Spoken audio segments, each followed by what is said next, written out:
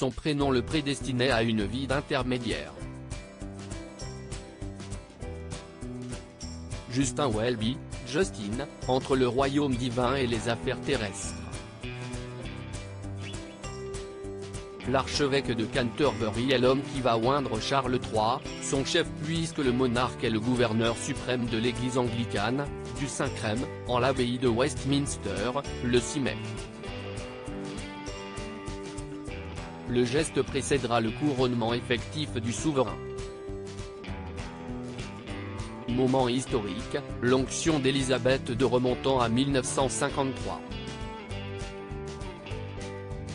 Acte sacré, au point que Charles III, comme sa mère il y a 70 ans, a refusé qu'il soit filmé. Derrière ses lunettes à fine monture, Justin Welby, 67 ans, guide spirituel de 85 millions d'anglicans à travers le monde, reste toutefois serein. Il a connu l'exposition maximale, le 19 septembre dernier, en conduisant les obsèques d'Élisabeth II, le plus long règne de la monarchie britannique. Des centaines de chefs d'État et de têtes couronnées recueillis en l'abbaye de Westminster. La moitié de la planète, 4 milliards de téléspectateurs, rivés devant un écran. Un sermon d'autant plus émouvant que la reine fut celle qui l'ordonna archevêque de Canterbury, en 2012. Droit d'auteur. Agence. L'archevêque de Canterbury Justin Welby et Élisabeth II, au château de Windsor, en juin 2022, 3 mois avant la mort de la reine.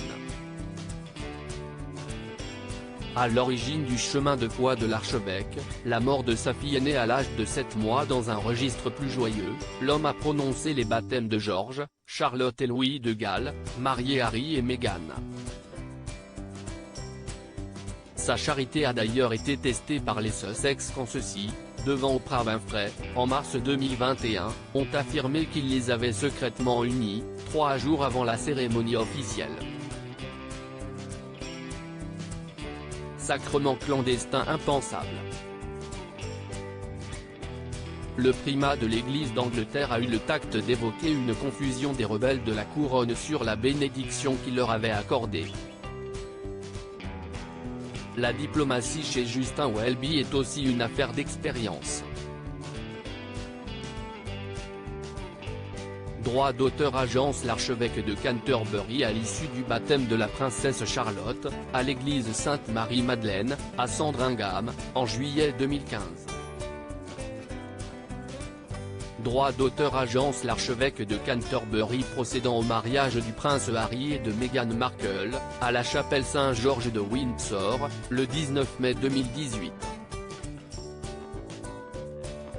Petit-fils d'un émigré juif allemand converti au christianisme, ascendance qu'il n'a apprise qu'à la mort de son père alcoolique, en 1977, l'archevêque de Canterbury n'a, pour sa part, jamais fait mystère qu'il avait connu une autre vie avant de répondre à l'appel de Dieu.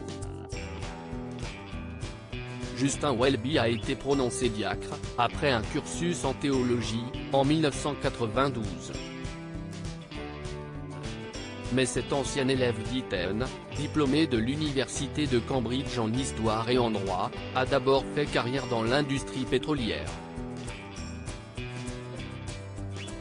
Il a notamment travaillé pendant 5 ans, pour Elf Aquitaine, à Paris, au début des années 80. Il en garde un français presque parfait. Malgré un événement traumatique, l'hospitalisation et la mort de sa fille aînée Johanna, à l'âge de 7 mois, après un accident de voiture dans notre capitale, en 1983. Une période très sombre pour ma femme Caroline et moi, mais elle nous a rapprochés de Dieu, a confié le primat, agnostique dans sa jeunesse, au Télégraphe, en 2014. Après le drame, retour à Londres, où il devient trésorier de la Enterprise Royal plc et où les 5 autres enfants du couple Welby, Tim, Peter, Catherine, Eleanor et Anna, grandissent. Eleanor est née dyspraxique, troubles moteurs et cognitifs. Catherine est rattrapée par une sévère dépression. Les fluctuations de la bourse deviennent bien dérisoires pour Justin Welby, qui choisit la foi, plutôt que la désolation. Son épouse Caroline est solidaire, quand bien même leurs économies, seule source de subsistance, fondent. Liverpool, Durham. Les diocèses se succèdent. L'ascension de Welby au sein de l'église anglicane, où John Hughes, évêque de Kensington, ne lui voyait aucune place, est finalement rapide. Justin Welby, un francophile qui reste propriétaire d'un refuge en Normandie, l'archevêque de Canterbury reste sensible au monde extérieur, ouvert au dialogue, pragmatique. Il contribue à un rapprochement entre l'église anglicane et le Vatican. Membre de droit de la Chambre des Lords, il plaide contre l'hégémonie des grands groupes bancaires. À défaut d'accepter leurs célébrations religieuses, il ne s'oppose au mariage civil entre personnes de même sexe.